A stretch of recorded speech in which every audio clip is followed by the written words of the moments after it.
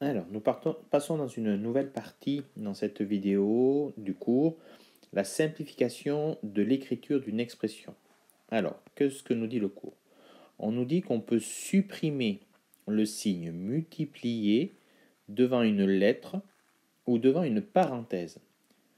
C'est vrai que quand on écrit une expression mathématique, parfois c'est très très long, il y a beaucoup de signes, et donc on a appris qu'on pouvait simplifier et qu'on peut de temps en temps enlever le signe multiplié. On va pouvoir l'enlever devant une lettre et on va pouvoir l'enlever devant une parenthèse. Alors on va prendre des exemples pour vous rassurer, pas d'inquiétude. Ça veut dire quoi? À travers quelques exemples, voilà ce que ça veut dire. Par exemple, si on avait 2 multiplié par A, eh bien ça veut tout simplement dire qu'on va pouvoir apprendre à supprimer ce signe et qu'on va écrire tout simplement 2A. 2A, ça veut tout simplement dire 2 fois A. Par exemple, on peut avoir aussi 4 que multiplie, entre parenthèses, 2 plus y, fermez la parenthèse. Eh bien, on va pouvoir tout simplement simplifier cette écriture-là et ne pas mettre le multiplié. On aura tout simplement 4, parenthèse, 2 plus y, fermez la parenthèse. Attention, c'est que entre un nombre et une lettre et entre un nombre et une parenthèse. D'accord? On verra aussi entre deux parenthèses, c'est possible. Mais surtout pas entre deux nombres. On est bien d'accord. 2 fois 3, ça ne peut surtout pas s'écrire 23. D'accord? Puisque 2 fois 3, si on veut le simplifier, c'est 6. Il s'agit de calculer. Là, on peut calculer. Donc, remarque, prenons bien notre temps. 2A signifie bien 2 multiplié par A. D'accord? Voilà, c'est une nouvelle écriture, il va falloir apprendre à faire avec.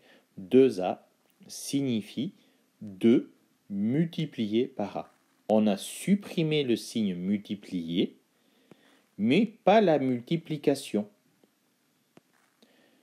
4, parenthèse, 2 plus y, fermez la parenthèse, signifie 4 multiplié par, entre parenthèses, 2 plus y, fermez la parenthèse. Là encore, dans l'écriture, on a supprimé le signe multiplié, mais pas la multiplication. Lorsque vous verrez 2A, il faudra, lorsqu'on vous donnera la valeur de A, bien comprendre que c'est 2 fois A. D'accord? Alors, quelques spécificités. 1 fois Y ne s'écrit pas un Y, mais tout simplement Y. Voilà. Alors ça, au début, certains se tromperont, mais c'est un réflexe à avoir. On n'écrit pas un Y, mais on écrit tout simplement Y. D'accord? C'est une façon mathématique d'écrire. Ça, on l'a déjà vu. A fois A, d'accord, eh bien, va s'écrire ou se note, lorsqu'on va le simplifier, tout simplement A au carré. Donc, d'accord, ça se lit au A au carré, mais ça, vous le saviez déjà, d'accord? Donc, quand on vous demandera de simplifier des expressions mathématiques une lettre qui se multiplie par cette même lettre, comme ici A fois A, eh bien, c'est A au carré. Si je prends une autre lettre et qu'on la multiplie un nombre de fois supérieur, si on fait C fois C fois C, qu'elle se multiplie 3 fois elle-même, eh bien, quand on vous demandera de simplifier, on ne va pas faire C, C, C, mais on va tout simplement dire, ça se notera C au cube, d'accord?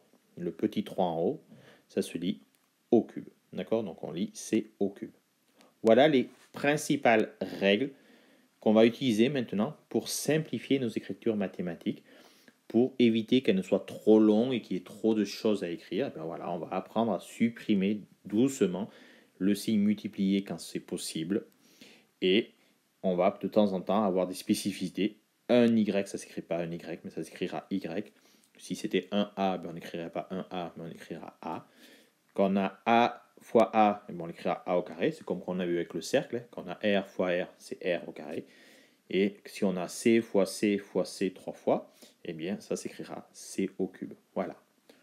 Voilà. Cette vidéo, peut-être reprenez-la 2-3 fois pour bien comprendre le cœur de cette partie du chapitre. Et le reste, ça sera des exemples qui vous expliqueront comment faire vos exercices. Mais là, c'est la leçon, donc prenez peut-être le temps de la revoir 1 ou 2 fois pour bien comprendre cette règle que je viens de vous énoncer. Vidéo 18, terminée.